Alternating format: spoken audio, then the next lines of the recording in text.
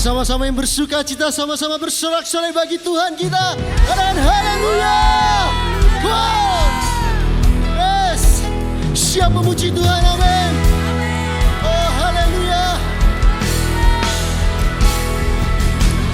Kita mau datang dengan sukacita, berikan hati yang terbaik bagi Tuhan kita. Yes Lord. Katakan basuh gerbangnya dengan pujian, bertepuk tangan, bersorak-sorak. Mari bersama melompat, luapkan ekspresimu, sebab kuasa dalam pujian. Mari bersama kita tanggalkan beban dan dosa, yang beritangi, mengapi-apikan diri seperti daun kenari, dan kita mencari laskar pujian. Katakan masuk hadiratnya dengan hati bersyukur.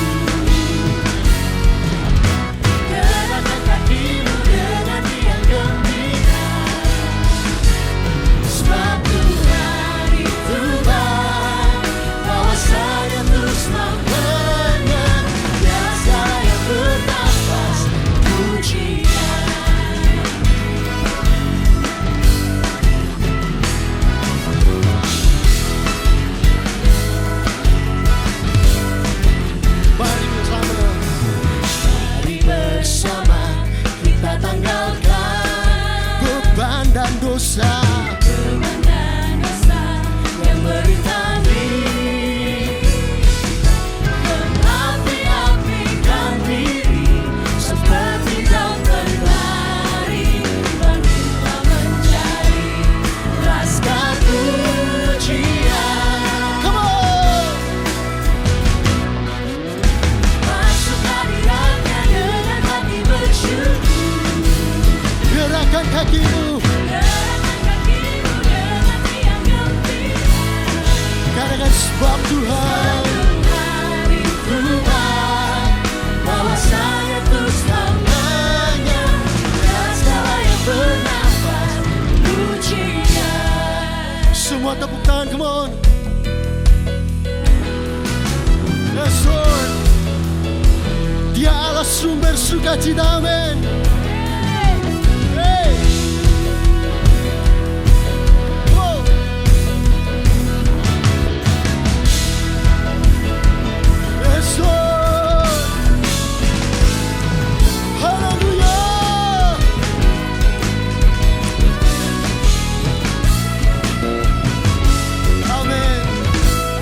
Sama-sama ikuti saya. Katakan satu harmoni, satu simfoni, kita bernyanyi, memuji Dia, bersuka cita, bertepuk tangan, mari bersama, kita melompat. Satu harmoni, satu simfoni, kita bernyanyi, memuji Dia, bersuka cita, bertepuk tangan, mari bersama, kita melompat. Come on!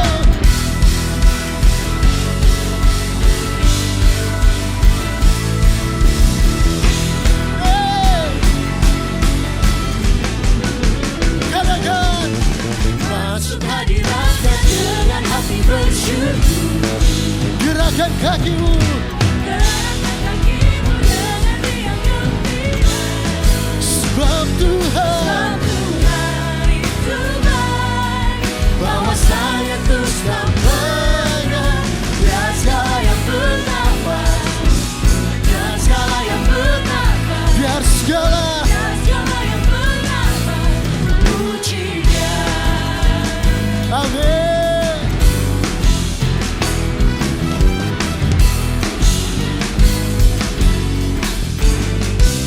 Sorak-soraimu bagi Tuhan kita.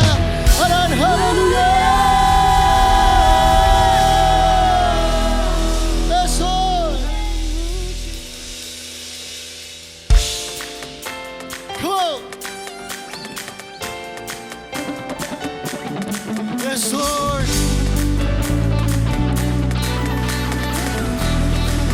Come on, sing it out. Oh,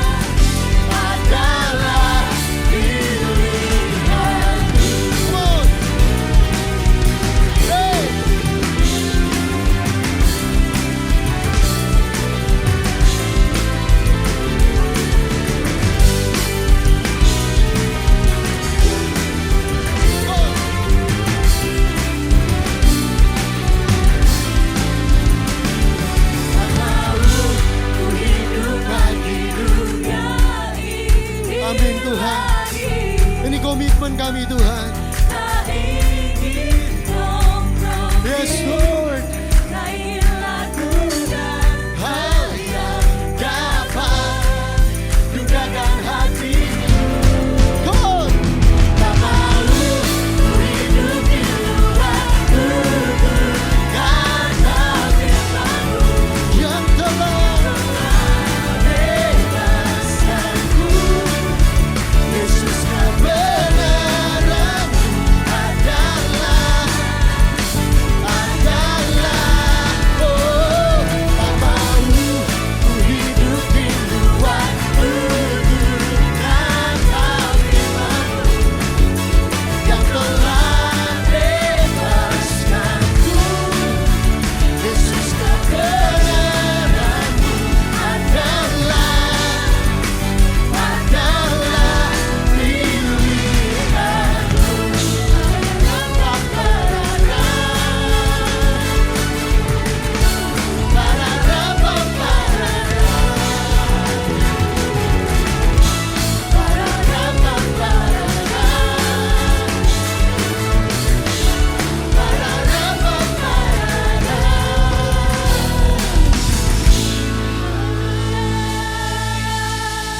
Sekali lagi berikan kemuliaan buat Tuhan kita. Haleluya.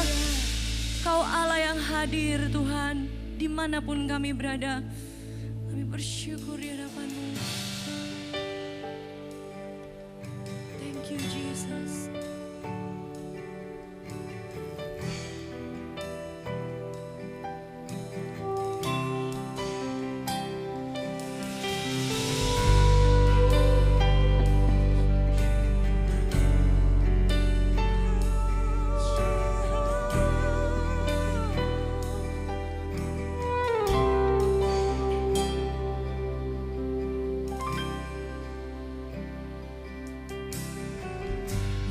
Majesty,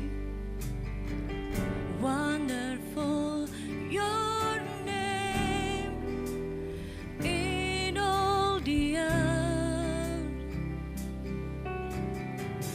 marvelous, glorious you are, our King of days divine. Jesus, name above all names we raise our voice in praise. Jesus, blessed Redeemer, we lift our hands and sing. Holy, holy, God Almighty, the glory of our Lord, we praise forevermore. Faithful Savior, mighty Tower, the glory of our Lord, we praise you forevermore.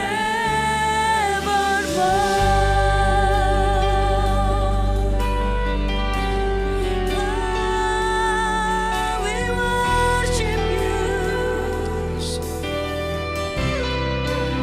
Come on, sing.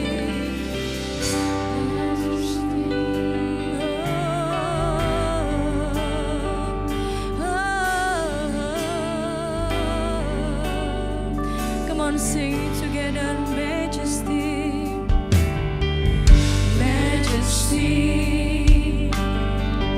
wonderful your name in all the earth, marvelous, glorious you are, our King of grace divine. Jesus, Jesus,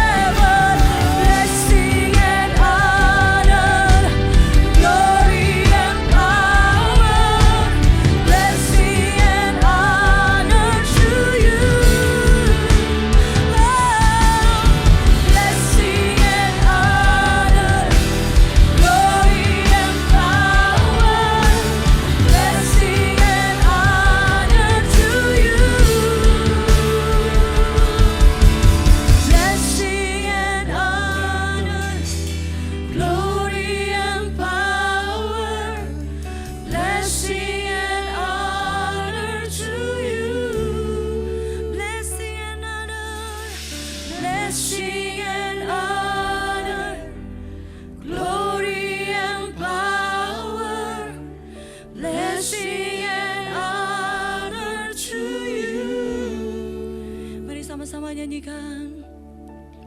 Holy, holy, God Almighty, the glory of our Lord, we praise forevermore. Faithful Savior, mighty tower, the glory of our Lord, we praise you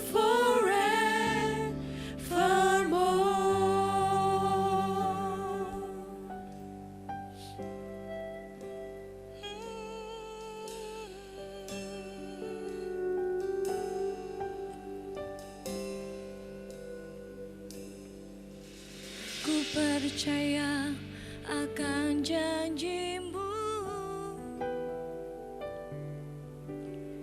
tak sedetik pun aku ragu.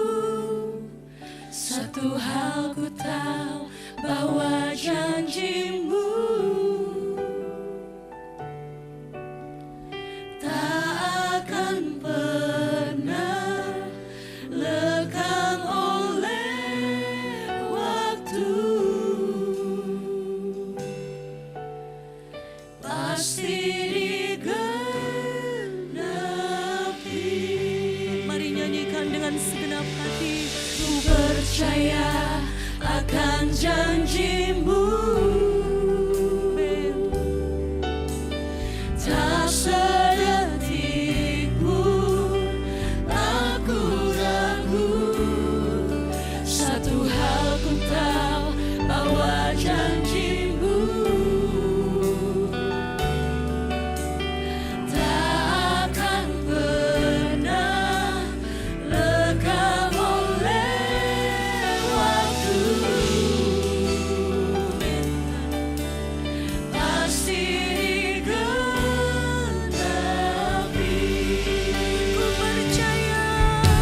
Ku percaya akan janji-Mu,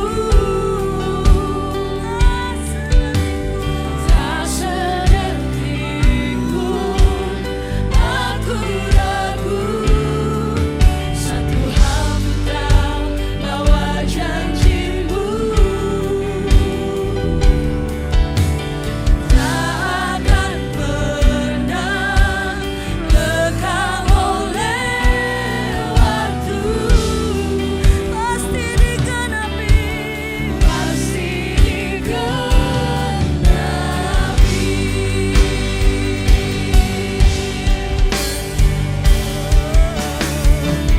Ku percaya akan janji-Mu. Mari angkat tanganmu.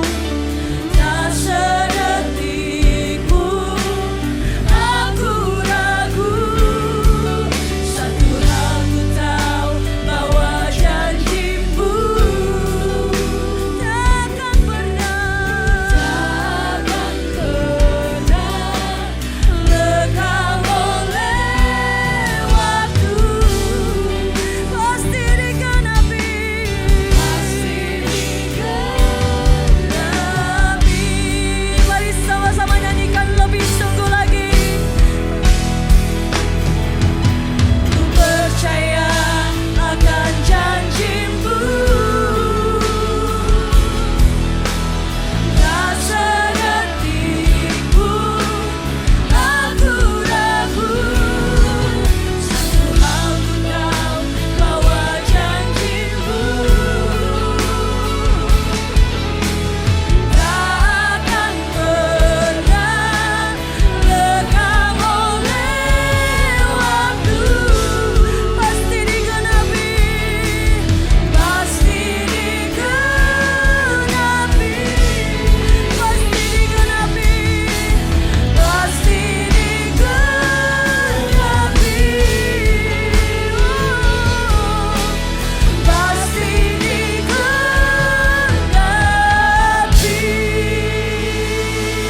Berikan sorak-sorai buat Tuhan kita. Haleluya.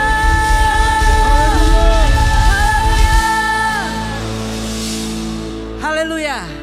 Shalom saudara yang sangat dikasihi Tuhan. Senang sekali bisa berjumpa dengan Anda Dan di momen setiap musim dalam kehidupan kita, kita percaya kasih Tuhan selalu melingkupi Anda semua dan sukacita Tuhan selalu ada di dalam kehidupan setiap kita. Pada kesempatan ini kami menyambut bagi setiap Anda sekalian yang baru pertama kali join dalam live streaming Gereja Mawar Syaron Jabodetabek. Kami mengucapkan welcome home. Haleluya. Selamat datang dan selamat bergabung bersama dengan kami. Sebuah sukacita yang besar menyambut bagi Anda setiap Anda. Bagi Anda yang menonton secara online. Dan bagi kami gereja bukanlah sekedar gedung ibadah, tapi gereja adalah komunitas kumpulan orang-orang percaya kepada Tuhan, di mana kita akan bertumbuh bersama-sama, kita akan melayani Tuhan bersama-sama di dalam sebuah wadah yang kita sebut dengan Connect Group. Karena itu kami rindu mengajak Anda join di dalamnya, dan bagaimana dan kapan caranya Anda bisa menghubungi kami melalui nomor telepon yang tertera di layar Anda. Mari kita bertumbuh bersama-sama melalui Connect Group. Terlebih di hari-hari ini kita akan melakukannya secara online. Jemaat Tuhan yang sangat dikasihi, seperti yang kita ketahui bahwa minggu ini adalah minggu ketiga, di mana ini adalah minggu persembahan misi. Persembahan misi ditujukan untuk pengembangan gereja lokal Jabodetabek. Karena itu mari kita mempersiapkan persembahan misi yang terbaik buat Tuhan. Dan bagi Anda bisa memberikan persembahan misi melalui nomor rekening yang tertera di layar Anda.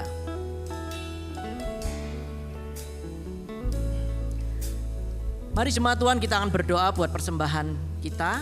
Bapa terima kasih, kami bersyukur kami itu punya Tuhan yang luar biasa. Engkau adalah sumber dalam kehidupan kami. Terima kasih Tuhan, pada hari ini Engkau memberikan kepada kami sebuah kesempatan untuk memberi yang terbaik kepada Tuhan. Untuk pelebaran kerajaan Allah. Terima kasih Tuhan, dengan penuh sukacita kami bawa persembahan misi kami. Di dalam nama Tuhan Yesus kami berdoa, haleluya, amin. Saudara, untuk ibadah kenaikan Tuhan Yesus pada hari Kamis tanggal 21 Mei dan ibadah minggu depan kita masih melakukannya secara online. Demikian sambutan dari kami dan Tuhan Yesus memberkati.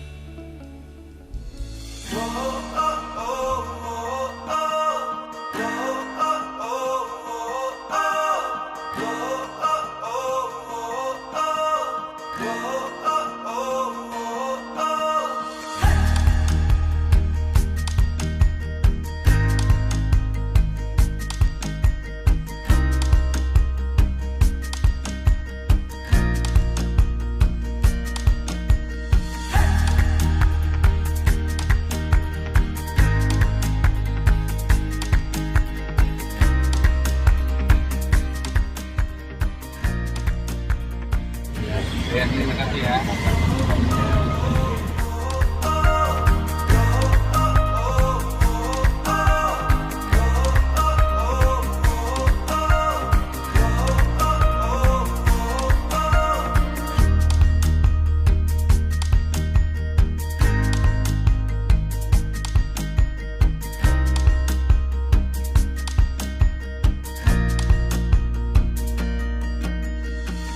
Mawar Syaron peduli, Tuhan memberkati.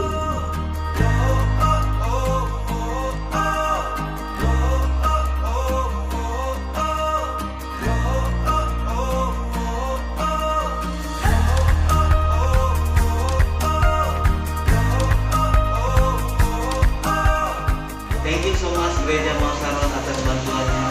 God bless you all.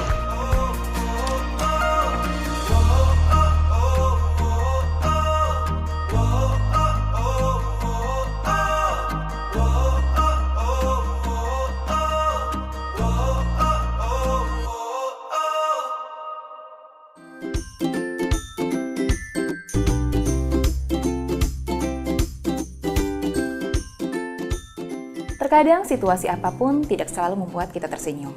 Tapi biarlah sebuah senyuman selalu mewarnai hari-hari kita. Halo semuanya, untuk hari yang istimewa ini, kami mengucapkan welcome home, welcome to Gereja Mawar Syaron Jabodetabek untuk Anda yang baru pertama kali bergabung bersama kami. Dan kami juga rindu untuk Anda bisa menemukan sebuah keluarga rohani melalui Connect Group. Untuk informasi dan pertanyaan, Anda bisa langsung kunjungi Instagram kami, @GMS-Jakarta-Barat bagi Anda yang tinggal di Jakarta dan sekitarnya, atau @GMS-Tangerang bagi Anda yang tinggal di Tangerang dan sekitarnya. Berikut adalah news selama sepekan minggu ini.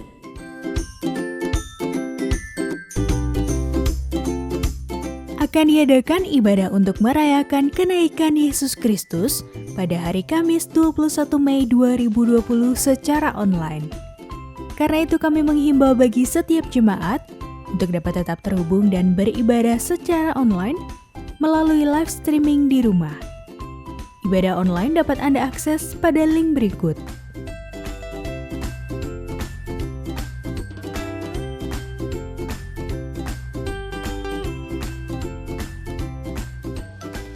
Bagi Anda yang ingin memberikan persembahan, Anda dapat melakukannya secara cashless dengan scan QR Code di HP Anda melalui aplikasi BCA Mobile, Sakuku, OVO, Dana, GoPay, ShopeePay, dan Link Aja.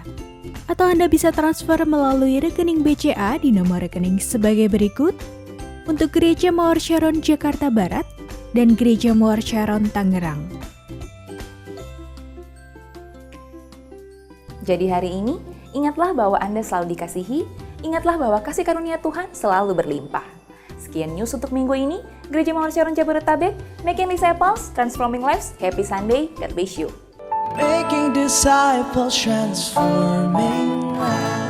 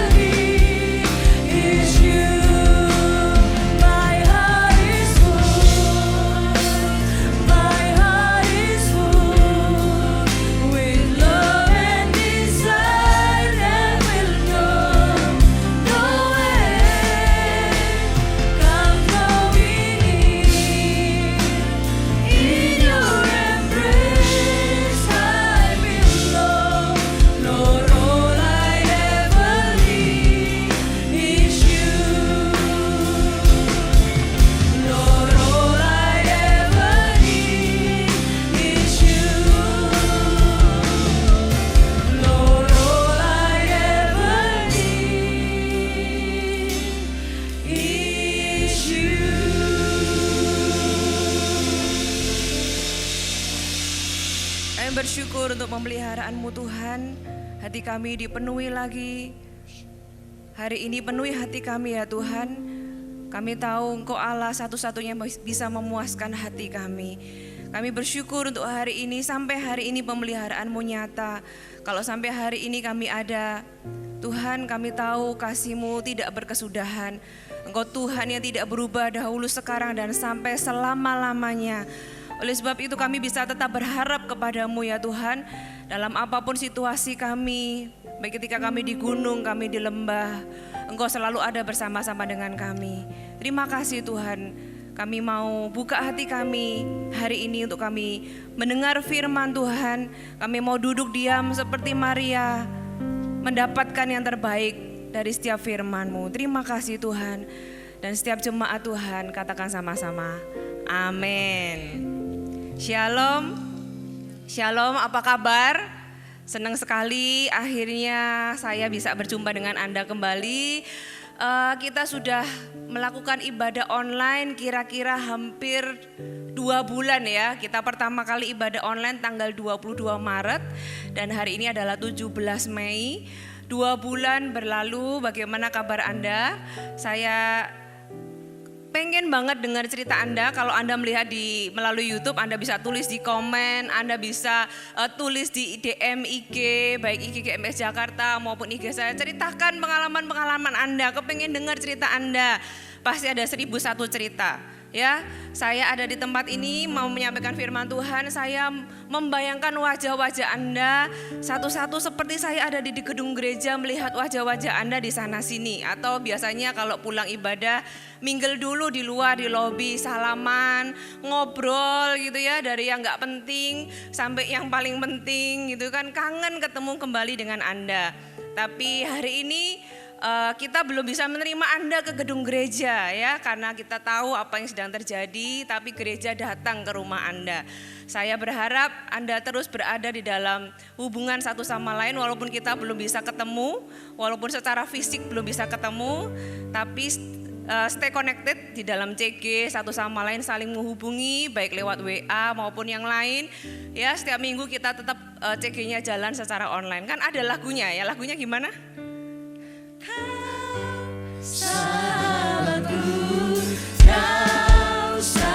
Kalau ada kanan kirinya, tunjuk kanan kirinya. Memisahkan kita. Kau sahabatku, kau saudaraku, tiada yang, sekali lagi ya, memisahkan kita. Kau sahabatku, kau sahabatku, kau saudaraku, tiada yang dapat memisahkan kita. Kau sahabatku, kau saudaraku, tiada yang dapat memisahkan kita. Gak ada yang dapat memisahkan kita, hadirat Tuhan akan selalu menyatukan kita. Dan saya senang sekali bisa berjumpa dengan Anda melalui online ini. Kita siapkan hati kita untuk kita terima firman Tuhan, amin. Thank you para PAW.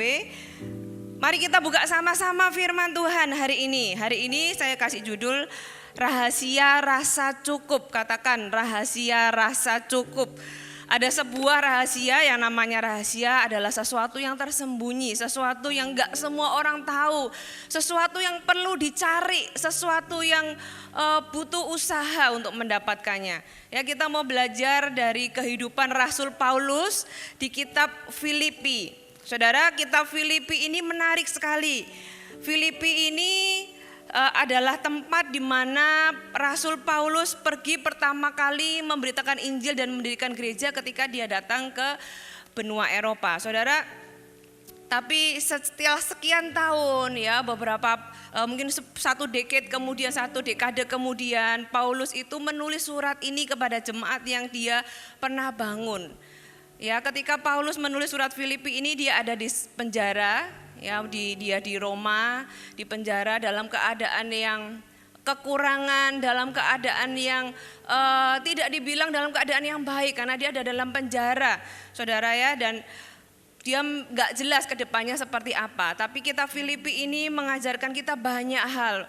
Paulus mengajar banyak atau menulis banyak di Filipi ini ketika dia mengungkapkan apa yang dia pelajari sepanjang hidupnya. Hampir mirip kalau di Perjanjian Lama ada kitab Pengkhotbah.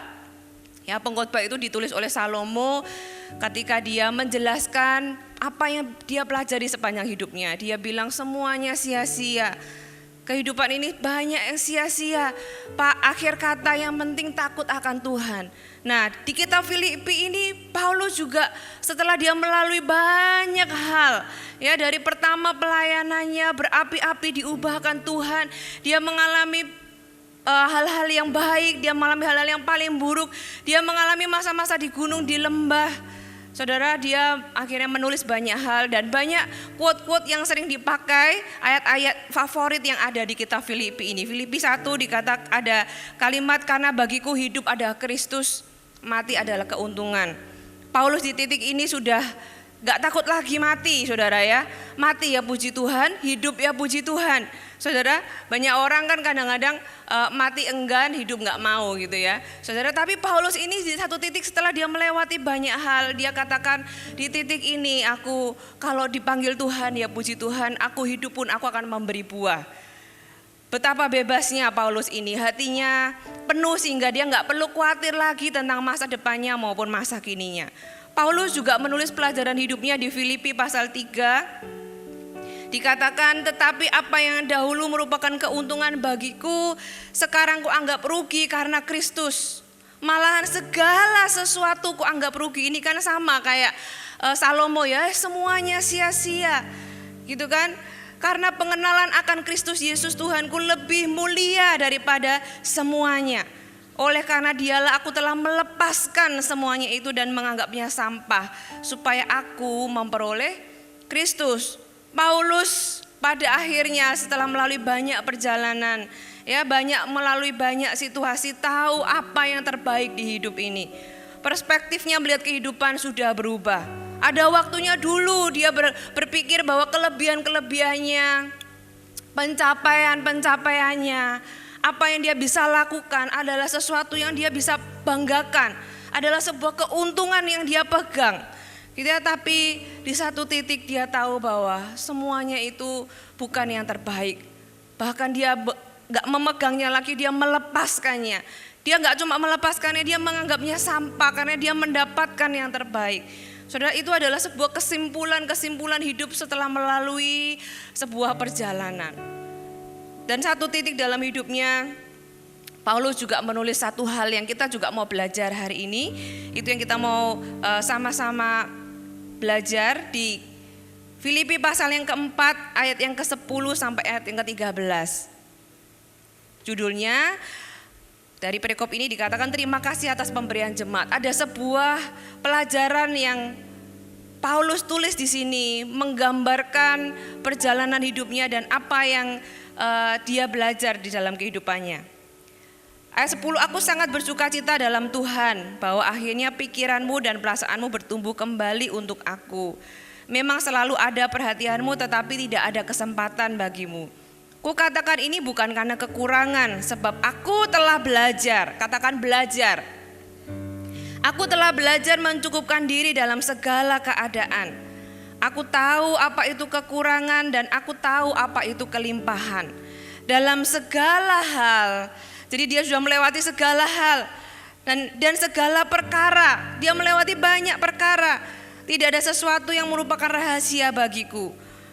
Baik dalam hal kenyang maupun kelaparan, baik dalam hal kelimpahan maupun hal kekurangan.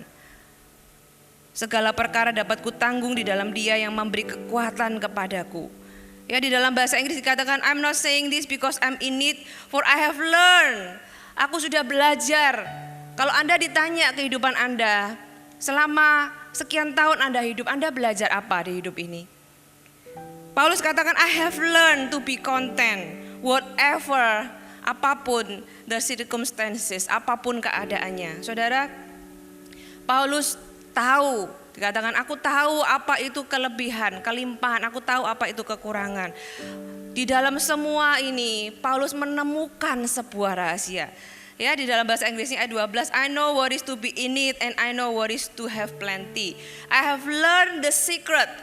Dia menemukan sebuah rahasia, sesuatu yang tersembunyi bagi banyak orang, tapi dia menemukan, oh aku tahu rahasianya, I know, I have learned the secret of being content. Aku tahu bagaimana aku bisa mencukupkan diri in any and every situation. Ya saudara, di dalam kehidupan kita ini pasti kita punya banyak situasi. Pertanyaannya, kita bisa enggak merasa cukup di dalam semua situasi? Kalau kita merasa cukup dalam kondisi baik, ya semua orang juga bisa.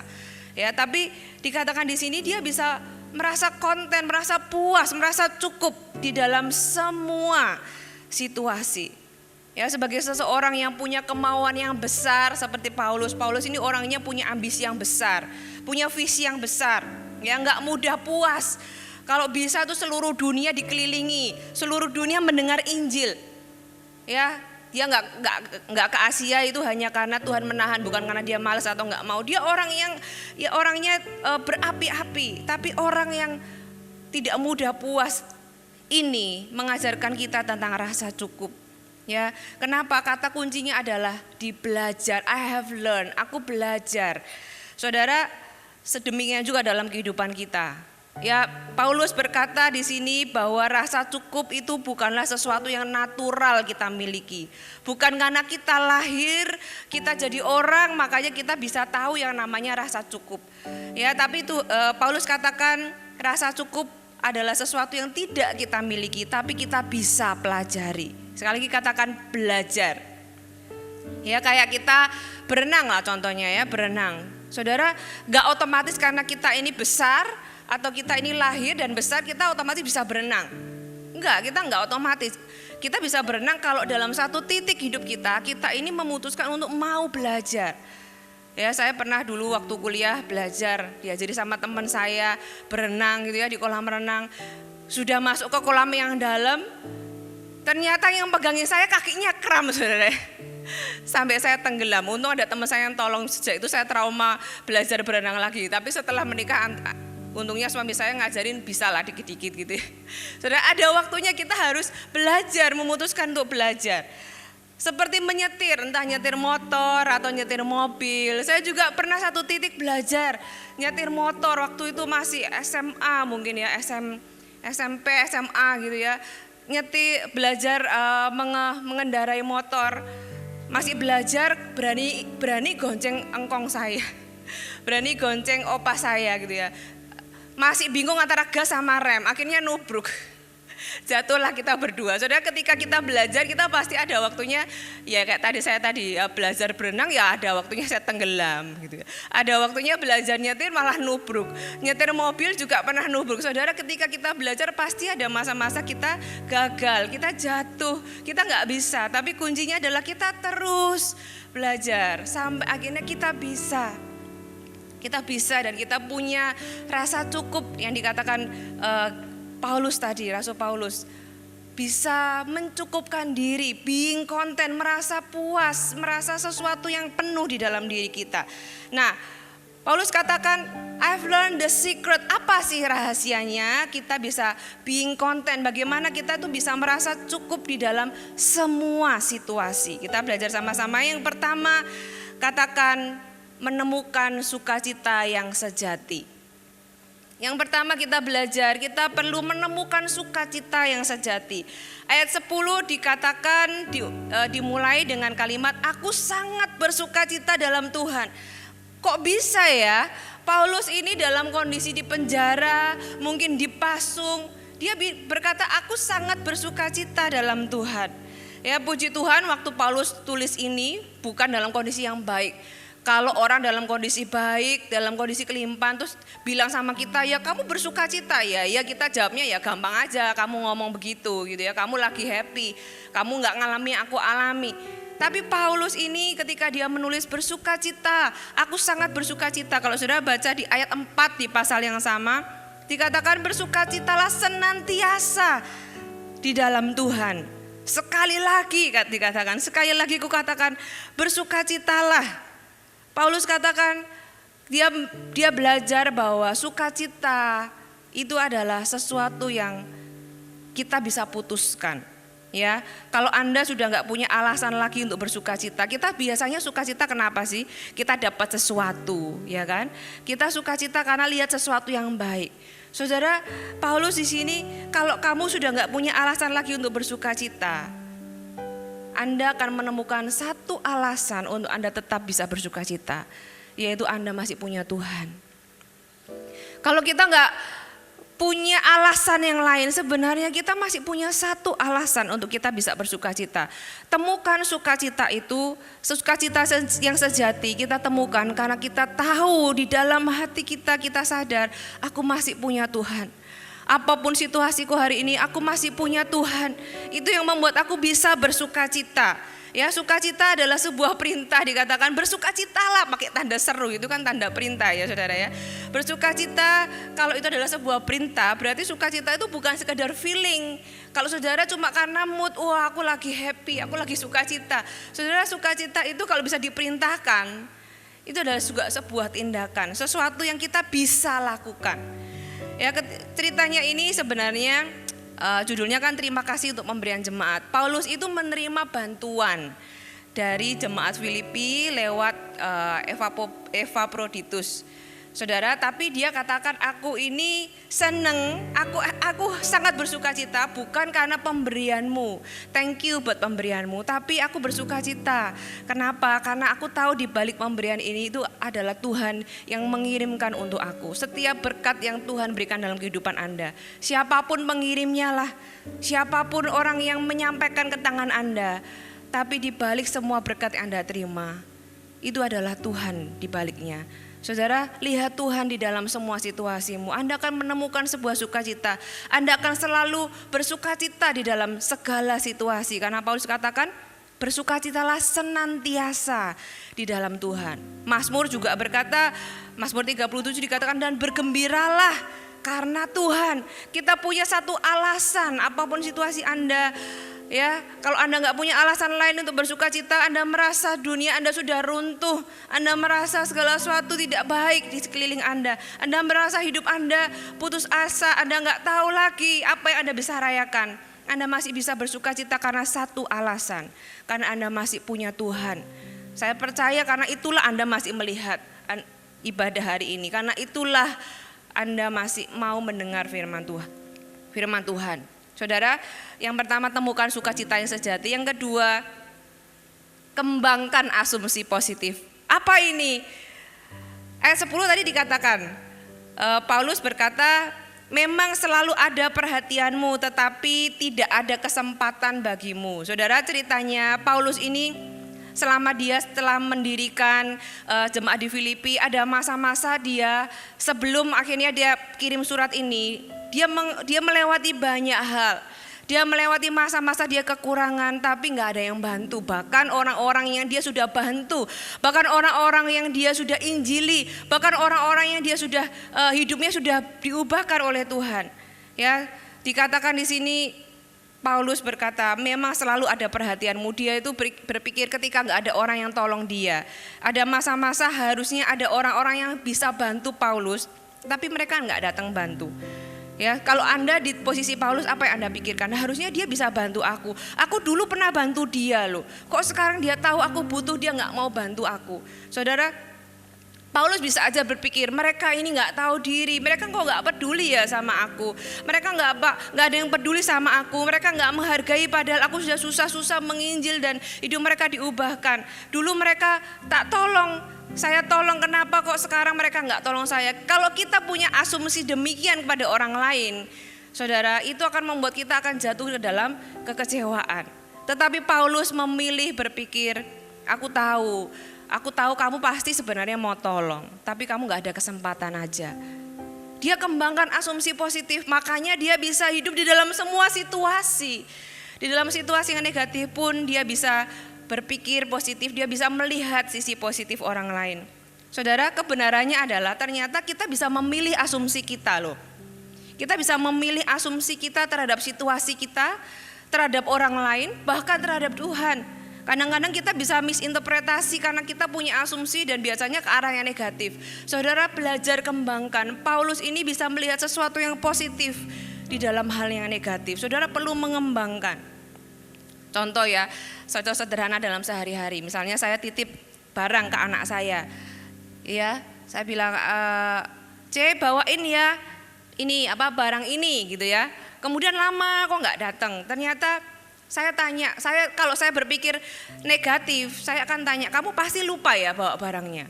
Saudara, kadang saya tahu itu gak gampang, saya juga masih belajar. Kadang malu kalau misalnya ternyata bawa kok, saya taruh di sini gitu ya. Ternyata saya yang salah dan pikiran saya yang negatif. Beda kalau saya tanya, tadi barang mama yang mama titip mana? Kenapa? Karena saya berpikir bahwa dia pasti gak akan lupa gitu ya. Bedanya apa? Kalau kita berpikir positif, contoh seperti cerita sederhana saya tadi, kita akan tanya, gitu ya, walaupun kita akan tanya mana barangnya. Kalaupun ternyata benar-benar lupa, ya, fondasinya itu sudah percaya duluan, sudah positif duluan. Kita akan langsung jump to solution, kita akan cari solusinya kalau memang beneran lupa. Tapi kalau kita sudah negatif, pasti dia lupa ini, pasti nggak dibawa ini. Begitu beneran lupa, biasanya apa? Tuh kan, sudah aku duga, kamu pasti lupa. Kita akan fokus kesalahan pada orangnya. Ya, dan itu sesuatu yang di dalam banyak hubungan itu sesuatu yang bisa merusak. Saudara, kembangkan untuk kita bisa curiga itu yang positif gitu ya. Kembangkan untuk kita kalau punya asumsi sama orang itu yang positif. Walaupun kalau kita nggak tahu, jangan berpikir yang negatif. Kalau kita nggak tahu, pikirkan yang positif. Oh, kemungkinan dia punya alasan. Oh, mungkin dia itu nggak bermaksud. Saudara, Paulus itu belajar itu sepanjang hidupnya. Makanya dia bisa melihat yang positif di dalam situasi yang negatif. Dia bisa hidup di dalam semua situasi. Yang ketiga, belajar mencukupkan diri. Katakan belajar mencukupkan diri. Paulus katakan, aku telah belajar mencukupkan diri dalam segala keadaan. Ini bukan hanya sekedar keuangan, ya, bukan sekedar menyesuaikan pengeluaran dengan pemasukan, bukan. Walaupun itu di dalamnya, kita perlu mencukupkan diri, kita perlu menyesuaikan. Kalau memang berubah pemasukan, ya pengeluaran juga harus dirubah. Kita harus bisa beradaptasi. Tapi ini lebih dari itu, ini bicara tentang kepuasan batin dari dalam. Paulus itu di satu titik dalam hidupnya dia punya hati yang fulfill, dia konten, merasa nggak butuh apa-apa lagi. Bukan berarti dia nggak punya kebutuhan ya, bukan karena dia menyangkali kebutuhannya, enggak. Tapi kebutuhannya itu tidak mendikte hidupnya. Ya kalau ada puji Tuhan, kalau ada yang nolong puji Tuhan, kalau nggak ada ya puji Tuhan aku bisa hidup. Ya dengan begitu dia dengan mudah menyesuaikan dirinya dalam segala situasi. Ketika dia melakukan sesuatu pun dia nggak melakukan karena dia ingin mendapatkan pengakuan, mendapatkan afirmasi, pujian. Tapi dia ketika hati kita penuh, kita bisa mencukupkan diri dalam segala situasi. Kita ini melakukan sesuatu dengan hati yang melimpah. Nggak dipuji ya nggak apa-apa, aku tetap melayani. Aku fulfill kok, aku puas, aku melayani bukan karena aku butuh dipuji, diapresiasi dan sebagainya. Kalau ada yang muji ya puji Tuhan, itu bukan sesuatu yang buruk dan kita nggak perlu tolak. Tapi kalau nggak ada, aku nggak hidup untuk itu. Saudara, kalau hati kita penuh, kita akan memberi dengan kelimpahan. Kita akan melayani dengan antusias tanpa mencari sesuatu dari luar untuk mengisi sesuatu yang dari dalam. Dan untuk menemukan dan belajar rasa cukup di dalam segala situasi ini, mungkin Anda dan saya perlu melalui banyak perkara seperti yang Paulus juga alami. Supaya Anda bisa bilang bahwa aku tahu rasanya kelimpahan, kekurangan gitu ya. Aku tahu rasanya punya pekerjaan, aku tahu rasanya kehilangan pekerjaan, aku tahu rasanya punya mobil, aku tahu rasanya harus jual mobil. Aku tahu rasanya di meja makan banyak makanan. Aku tahu rasanya nggak punya makanan, nggak tahu mau makan apa. Aku tahu rasanya ketika semua rencana berjalan dengan baik. Tapi aku juga tahu rasanya ketika semuanya harus batal. Saudara, ironinya kadang-kadang kita ini baru bisa tahu belajar merasa cukup ketika kita lagi kekurangan, bukan lagi kelimpahan. Orang kan logikanya kalau lagi kelimpahan kan kita rasanya cukup, gak butuh apa-apa. Tapi saudara, kenyataannya uang tidak membuat kita tuh lebih merasa cukup. Kadang kita merasa lebih kurang lagi. Tapi ketika kita gak ada apa-apa saudara ya, Ketika kita nggak ada apa-apa, kita malah belajar kok bisa lebih cukup ya daripada waktu lebih. Waktu kita kelimpahan atau kita punya lebih banyak, kita punya banyak list kebutuhan primer, saudara ya. Padahal kebutuhan primer itu kan sebenarnya cuma ada 3, sandang, pangan, papan. Tapi karena kita punya lebih, kita punya banyak list kebutuhan primer. Aku nggak bisa hidup tanpa ini gitu ya. Tapi ternyata ketika kita sudah gak punya itu semua lagi, kita melihat bahwa ternyata aku bisa hidup kok tanpa semua itu, gitu ya. Kalau dulu kita gak bisa makan kalau gak ada daging, harus ada item-item tertentu. Ternyata sekarang makan sama nasi sama kecap aja sudah enak gitu ya. Dan hatinya tetap happy. Saudara, ada banyak hal yang kita ternyata bisa belajar ketika kita ada di dalam situasi-situasi tertentu. Kita bisa belajar mencukupkan diri. Dan itu sesuatu yang kita perlu terus pelajari. Paulus ada di sebuah titik itu pun karena dia melewati banyak hal. Dia belajar kalau dalam situasi begini bagaimana ya, dalam situasi begitu bagaimana ya. Saudara, Anda dan saya perlu meneladani apa yang Paulus ajarkan, apa yang Paulus sudah tahu, sudah menemukan rahasianya. Kita perlu belajar mencukupkan diri. Yang keempat, hargai setiap musim kehidupan. Paulus katakan, aku tahu yang namanya kelimpahan, aku tahu yang namanya kekurangan gitu ya. Baik dalam hal kenyang maupun kelaparan, baik dalam kelimpahan maupun kekurangan, dalam segala perkara. Berarti Paulus ini melewati banyak musim. Di dalam kehidupan Anda dan saya, kita juga punya banyak musim. Ya, saudara, semua musim itu punya rasa. Ada musim di mana Anda merasa hidup ini indah sekali. Ya, semua yang Anda doakan jadi kenyataan. Anda merasa Tuhan itu dekat dengan Anda. Ya, Anda berdoa Tuhan minta tempat parkir, tiba-tiba ada orang keluar, Anda dapat tempat parkir. Ya, Anda setiap kali Anda baca firman, Anda menemukan rema. Anda ke gereja, Anda dijamah Tuhan. Tapi pernah nggak ada masa-masa dalam hidup Anda merasa kenapa hidup ini rasanya enggak lagi manis? Anda dikecewakan, Anda mengalami sebuah kehilangan. Apa yang Anda harapkan enggak jadi kenyataan. Anda dikhianati, Anda merasa disakiti, Anda berdoa enggak jadi kenyataan. Bahkan Anda berpikir, apakah doaku didengar Tuhan? Saudara, ada masa-masa Anda membaca firman berpasal-pasal, Anda coba gali enggak dapat apa-apa. Gitu ya, masalah Anda enggak ada jalan keluar.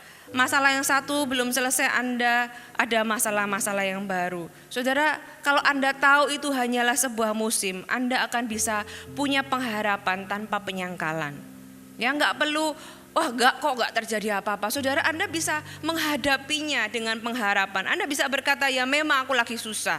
Ya memang aku lagi merasa sendiri. Ya memang aku lagi sedang kekurangan. Tapi aku tahu ini sebuah musim dan itu akan berlalu. Tapi di dalam musim ini aku akan belajar sesuatu. Aku akan belajar lebih mengenal Tuhan. Aku akan belajar mempercayai Tuhan di dalam musim-musim hidupku. Ya saudara, seringkali malah di masa-masa kita di lembah, masa-masa kita susah, masa-masa kekurangan kita dapat belajar banyak. Seringkali kita kaya dengan banyak hikmat dari Tuhan. Kuncinya adalah kita tahu Tuhan yang mengizinkan itu terjadi dan Tuhan punya rencana yang baik buat kita. Waktu kita kelimpahan, rayakan bersama dengan Tuhan. Waktu kita kelimpahan, pujilah nama Tuhan. Tapi waktu hal yang buruk datang sama kita, jangan marah sama Tuhan. Jangan seperti istri Ayub yang berkata, buat apa kamu hidup saleh? Ya, buat apa ini sekarang kamu mengalami hal yang buruk? Malah lebih buruk daripada orang yang gak saleh. Saudara, jangan seperti istri Ayub. Tapi seperti Ayub yang berkata, masakan kita cuma mau terima yang baik dari Tuhan dan gak yang buruk? Saudara, jangan berkata bahwa buat apa aku sungguh-sungguh sama Tuhan, dan buktinya ini terjadi sama saya. Tuhan mengizinkan karena sebuah maksud yang mulia. Anda akan belajar banyak kalau hati Anda terbuka. Kalau Anda mau menghargai setiap musim di dalam kehidupan Anda. Ya, di dalam kitab Ayub itu di pasal yang terakhir, setelah dia melalui semua yang pahit itu, ada kata-kata setelah itu. Saya suka banget nih. Setelah itu, walaupun musim dingin kali ini lebih panjang dari biasanya, mungkin musim dingin kali ini lebih dingin dari biasanya, tapi akhirnya datang yang namanya musim semi. Setelah itu saya percaya Tuhan juga punya setelah itu bagi Anda. Setelah semuanya itu, setelah semuanya ini, Tuhan punya kalimat itu bagi Anda. Percayalah, semua ada musimnya. Hargai setiap musim karena setiap musim kaya dengan hikmat Tuhan. Belajar percaya dan menghargai Tuhan, dan di situ kita akan lebih dalam mengenal Tuhan. Yang terakhir, kita belajar berserah kepada Tuhan. Katakan berserah kepada Tuhan. Berserah kepada Tuhan ini artinya kita mempercayakan hidup kita kepada Tuhan. Bukan sekedar percaya. Bukan sekedar percaya bahwa oh itu Tuhan gitu ya. Tapi mempercayakan itu dua hal yang berbeda. Mempercayakan itu seperti memberikan diri Anda digendong tanpa rasa takut. Ya apalagi kalau digendongnya itu ngelewatin tali yang tipis gitu ya. Saudara percaya enggak sama yang gendong Anda? Ya, kalau Anda menang gendong orang terus orangnya takut jatuh, Anda rasanya gimana? Anda akan dicengkeram gitu ya. Bahkan Anda mungkin akan diatur bagaimana cara Anda menggendong orang tersebut. Saudara, kalau kita ini berserah kepada Tuhan, kita memberikan diri kita mempercayakan hidup kita, dan kita membiarkan Tuhan yang menggendong hidup kita. Berserah itu bukan berarti menyerah. Ya, berserah itu tetap melangkah, kita tetap lakukan sesuatu, kita tetap melangkah, tapi kita punya kepercayaan. Melangkah dalam kepercayaan, tapi menyerahkan hasilnya kepada Tuhan. Ya bedanya kalau menyerah itu sudah gak mau melangkah lagi, sudahlah give up gitu ya. Aku sudah gak mau melangkah lagi, rasanya kayak hidup ini sudah game over, sudah gak punya pengharapan. Tapi kalau berserah kita terus melangkah dalam kepercayaan dan menyerahkan hasilnya kepada Tuhan. Saudara, di masa-masa ini kita jadi lebih sadar sehebat-hebatnya kita manusia berencana. Tuhan yang menentukan. Ada banyak hal yang berada di luar kendali kita. Ya, ada berapa banyak pasangan yang harusnya menikah di bulan Maret, April, bahkan mungkin Mei ini. Sudah persiapan dari tahun-tahun sebelumnya. Ya, sudah prepare everything, ternyata tiba-tiba semua harus batal begitu saja. Atau harus berganti rencana yang cukup ekstrim. Mungkin rencana bisnis Anda juga seperti demikian. Rencana liburan Anda juga mungkin seperti demikian. Anda sudah merencanakan, Anda sudah tabung jauh-jauh hari. Ternyata semuanya berubah. Ada banyak hal yang di luar kendali kita. Saudara, semuanya mungkin serba gak pasti. Paulus juga menghadapi hal yang sama. Waktu Paulus menulis surat untuk Filipi ini di dalam penjara, Paulus itu gak tahu masa depannya. Dia bahkan gak tahu apakah aku akan keluar dari penjara atau akan mati di penjara. Paulus gak tahu apakah dia bisa keluar atau enggak. Apakah dia kalau bisa keluar, kapan dia akan keluar? Bagaimana hidupnya setelah itu dia nggak tahu, semuanya serba nggak pasti. Situasinya nggak tahu apakah akan berubah atau tidak. Apakah dia akan ketemu jemaat lagi? Dikatakan aku kangen sama jemaat, aku pengen ketemu tapi aku nggak tahu apakah bisa ketemu apa enggak. Mungkin kangennya sama seperti saya kangen sama Anda. Kepengen ketemu, kepengen lihat wajahnya lagi, kepengen peluk lagi, kepengen salaman lagi. Tapi gak tahu kapan dan bagaimana. Saudara, Paulus berserah kepada Tuhan. Dia tetap menulis surat, dia tetap menguatkan jemaat. Dia tetap melakukan sesuatu, dia gak menyerah, dia gak kemudian gak melakukan apa-apa. Paulus tetap melakukan sesuatu, tapi dia percaya, mempercayakan segala sesuatu kepada Tuhan. Berserah berarti kita percaya ketika kita tidak bisa melihat bagaimana keadaan akan berubah. Kita bisa berharap kepada Tuhan, dan pengharapan itu berkata bahwa aku mengharapkan Tuhan menjawab. Sekalipun Anda sama sekali tidak tahu kapan dan bagaimana jawaban itu akan datang. Saudara, kita bisa berserah kepada Tuhan. Ya, kita nggak bisa mengontrol segala sesuatu, kita nggak bisa mengendalikan segala sesuatu, tapi Anda dan saya bisa berserah kepada Tuhan. Kita bisa berserah kenapa? Karena kita percaya Allah itu berdaulat. Tuhan itu Allah yang berdaulat. Dia memegang kendali. Anda dapat mempercayai Dia walaupun Anda tidak mengerti. Walaupun Anda belum mengerti apa sih maksud semua ini. Tuhan mau aku belajar apa? Apa yang akan terjadi ke depan? berserahlah sama Tuhan, Dia berdaulat. Tuhan Maha Bijaksana, Dia tahu apa yang Dia lakukan. Jalan-jalannya jauh lebih tinggi daripada jalan-jalan kita. Tuhan mengenapi janji-janjinya. Itulah sebabnya kita bisa berserah dan percaya kepada Dia. Dia dapat dipercaya sekali Dia berkata, Dia berjanji, Dia pasti akan mengenapinya. Itu sesuatu yang tidak dapat tidak terjadi. Sekali Dia berjanji, Dia akan mengenapinya. Kita bisa berserah kenapa? Karena Tuhan itu Allah yang setia. Saudara, Ia dapat diandalkan setiap waktu.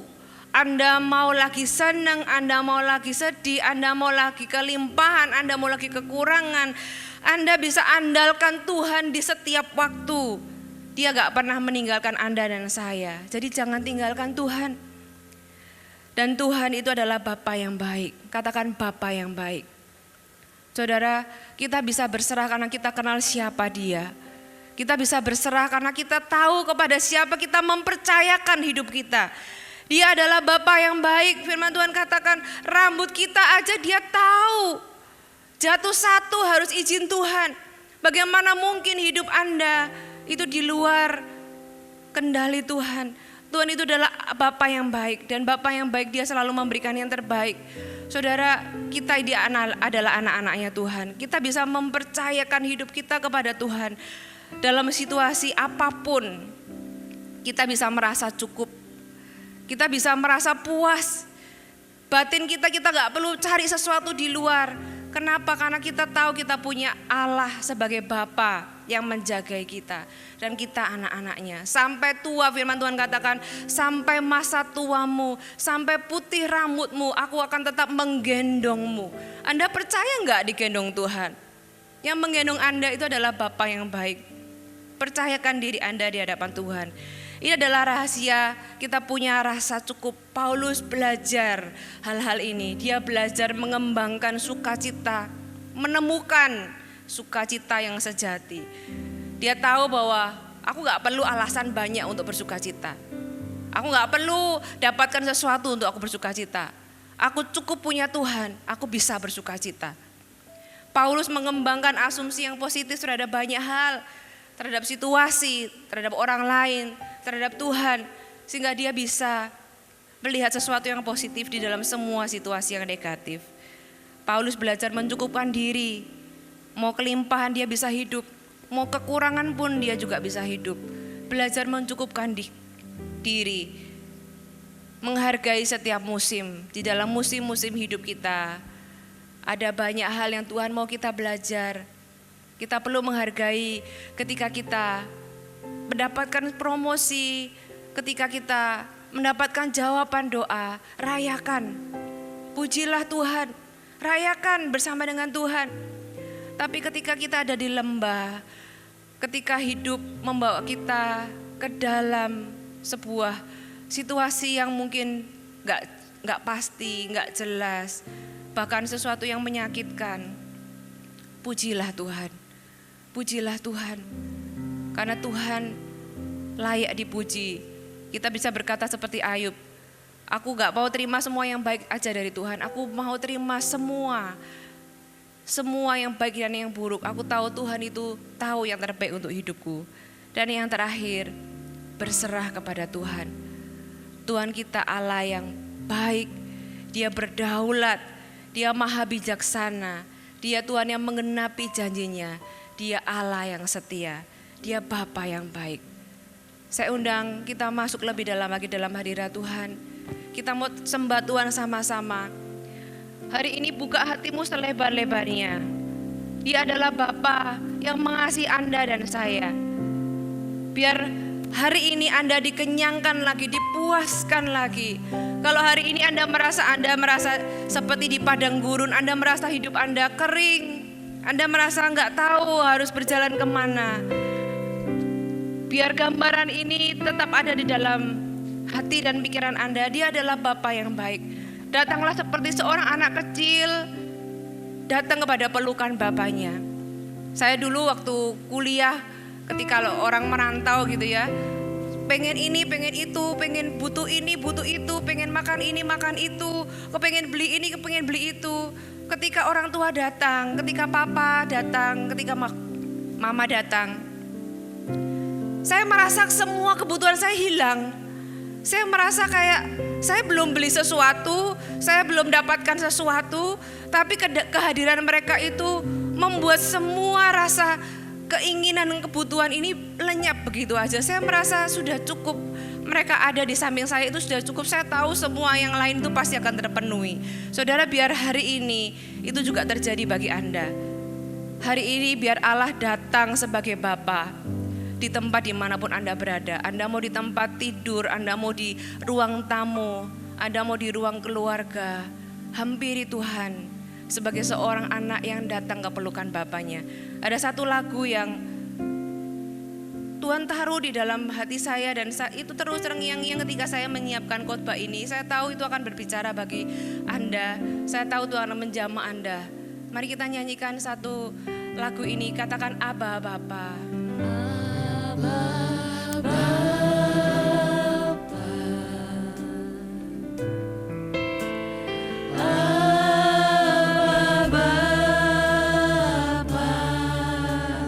Dia Bapa yang baik. Kau segalanya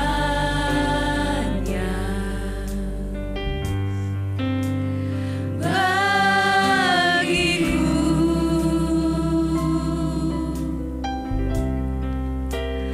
Ku naikkan syukur padamu dengan segenap hatiku. Abba Bapa, ku mengasihimu. Hampiri pelukannya, katakan Abba Bapa.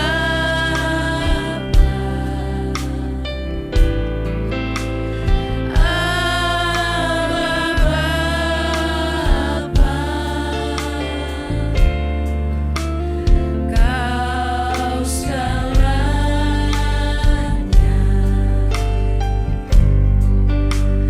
bagiku.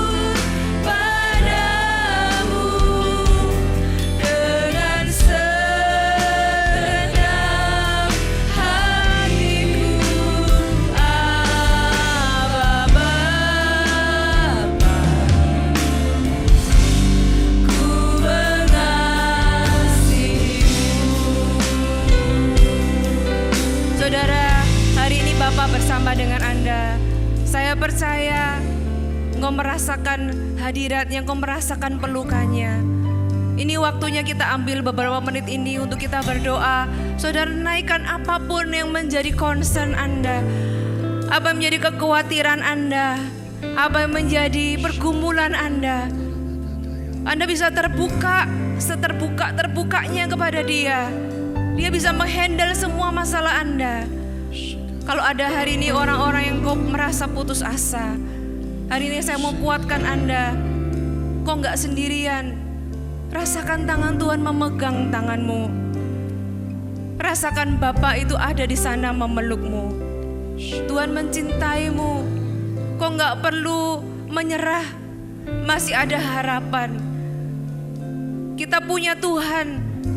Dan Tuhan ada bersama denganmu. Dan itu cukup buatmu.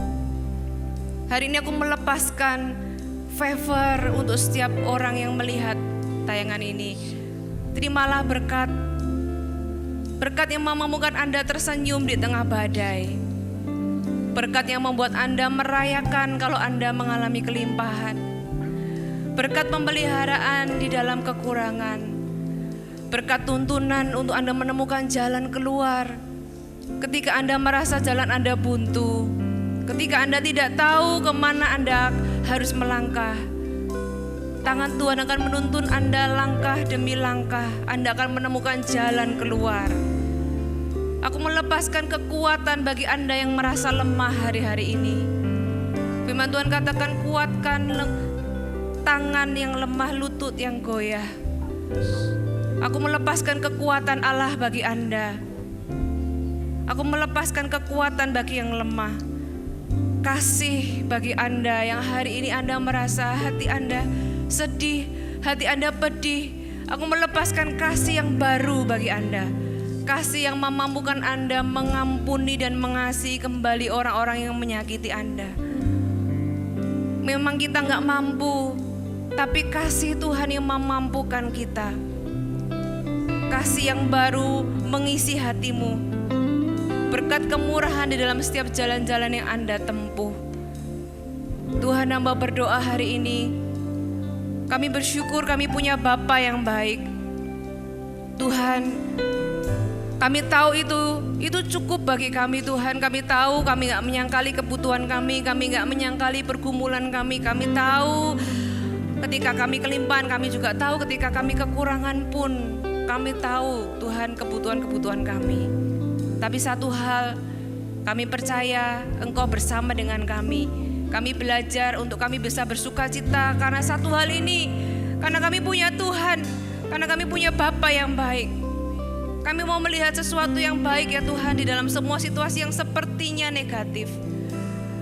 Tapi kami bisa melihat hal yang positif. Terima kasih Tuhan.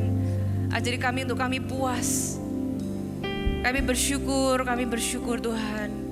Kita nyanyikan lagu ini, kita nikmati kembali.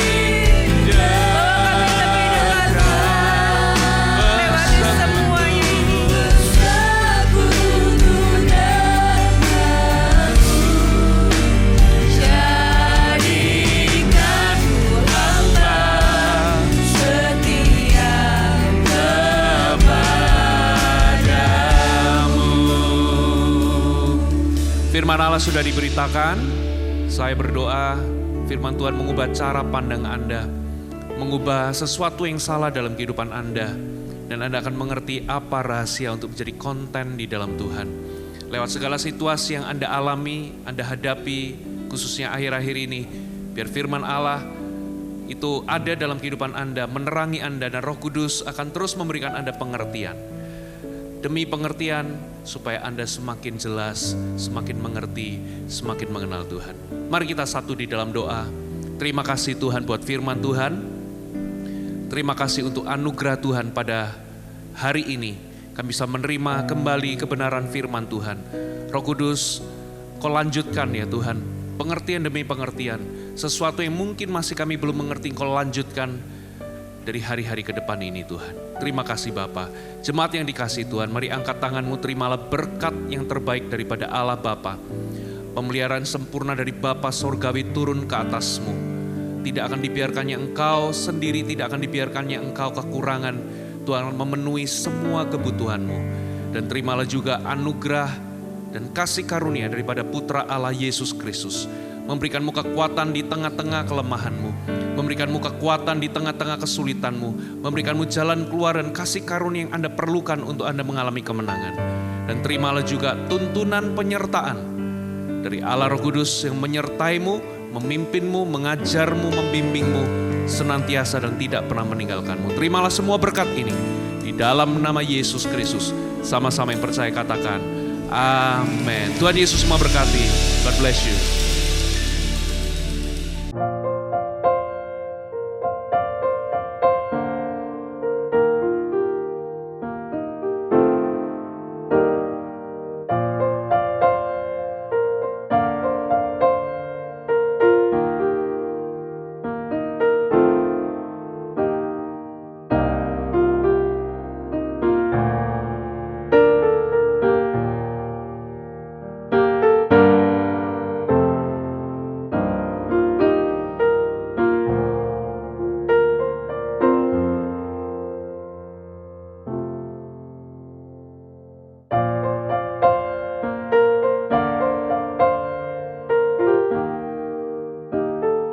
you.